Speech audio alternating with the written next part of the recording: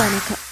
இரவு நேர பிரதான செய்திகளின் ஊடாக நர்மதா சிறையில். முதலில் தலைப்புச் செய்திகள். எத்தகைய சவால்களையும் எதிர்கொள்ள இலங்கை தயார், மத்திய வங்கி ஆளுநர் உறுதி. இலங்கை மின்சார சபையின் 25 தொழிற்சங்கங்கள் ஒன்றிணைந்து பணி புறக்கணிப்பு. கமேனியின் இழப்பிற்கு தக்க பதிலடி, ட்ரம்பிற்கு ஈரான் மிரட்டல். இனி விரிவான செய்திகள். மத்திய கிழக்கில் நிலவும் போர் சூழலால் உலக சந்தையில் மசகு எண்ணெய் விலை அதிகரித்த போதிலும் அதனால் ஏற்படும் பணவீக்க தாக்கத்தை எதிர்கொள்ளும் வலுவான நிலையில் இலங்கை இருப்பதாக மத்திய வங்கி ஆளுநர் கலாநிதி நந்தலால் வீரசிங்க தெரிவித்துள்ளார்.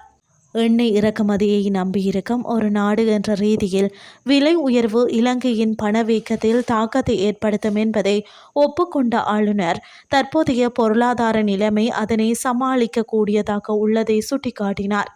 இலங்கையின் இலக்கு பணவீக்கம் 5% உள்ள நிலையில் கடந்த மாத பணவீக்கம் வெறும் 1.6% மட்டுமே பதிவாகியுள்ளது. இந்த இடைவெளி விலையேற்றத்தினால் ஏற்படும் அதிர்ச்சியை தாங்கிக் கொள்ள இலங்கைக்கு ஒரு சிறந்த தளத்தை வழங்கியுள்ளது.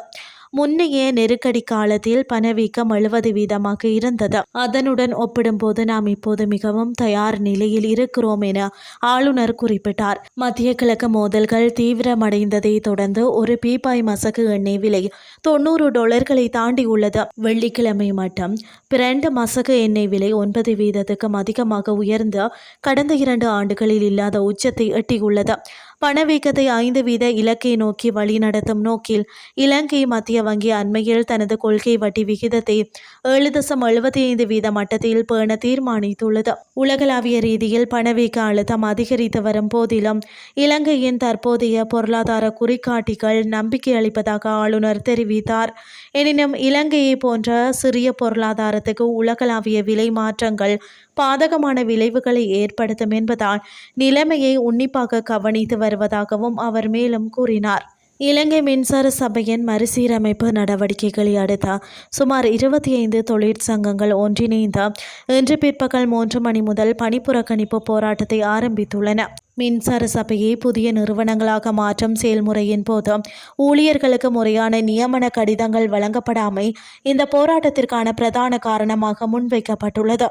குறிப்பாக 2024 ஆண்டின் 36ஆம் இலக்க இலங்கை மின்சார சட்டத்தின் 18E பிரிவின் கீழ் ஊழியர்களின் உரிமைகளை பாதுகாக்கும் வகையில் முறையான கூட்டு ஒப்பந்தம் ஒன்றில் கையொப்பமிடப்பட வேண்டும் என தொழிற்சங்கங்கள் வலியுறுத்துகின்றன. இந்த மறுசீரமைப்பு நடவடிக்கைகளின் போது ஊழியர்கள் தற்போது அனுபவித்து வரும் வேதனை மற்றும் ஏனைய சலுகைகளுக்கு எவ்வித பாதிப்பும் ஏற்படக்கூடாது என்பதுடன் அவை தொடர்பான சட்ட ரீதியான உறுதிப்பாடுகள் வழங்கப்பட வேண்டும் எனவும் கோரிக்கை விடுக்கப்பட்டுள்ளது. இனி வெளிநாட்டு செய்திகள். கமேனியின் இழப்புக்கு பதிலடி தரும் வகையில் உரிய விலையை ட்ரம்ப் கொடுக்க நேரிடும் என்று ஈரான் மிரட்டல் விடுத்துள்ளது.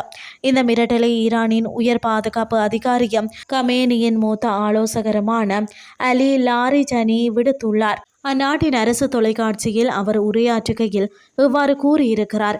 எங்களின் எதிர்வினையை ட்ரம்ப் தவறாக மதிப்பிட்டு விட்டார். இந்த மோதல் விரைவாக முடிவடையாது. வெனிசுலாவில் செய்ததை இங்கேயும் செய்ய முடியும் என்று ட்ரம்ப் எண்ணுகிறார். இப்போது அவர் மாட்டிக்கொண்டிருக்கிறார். நாங்கள் அவரை விட மாட்டோம். அவர் செய்த செயலுக்கு உரிய விலை கொடுக்க வேண்டும். எங்களின் தலைவரை கொன்றுள்ளார். 1000க்கும் மேற்பட்டோரையும் கொன்றுள்ளார். இது ஒரு எளிதான விஷயம் அல்ல. இவ்வாறு அலி லார்ஜனி கூறியுள்ளார். இந்த மிரட்டலை அவர் தமது எக்ஸ் வலைதள பதிவிலும் வெளியிட்டுள்ளார். அலி லார்ஜனியின் மிரட்டல் குறித்து பதிலளித்துள்ள ட்ரம்ப், அவர் என்ன பேசுகிறார், யார் அவர் என்று எனக்கு தெரியவில்லை. அது குறித்து நான் கவலைப்பட போவதுமில்லை என்று கூறியுள்ளார். இத்துடன் செய்திகள் யாவும் நிறைவடைகின்றது. அடுத்து காலை 8:30 எதிர்பாருங்கள். நன்றி.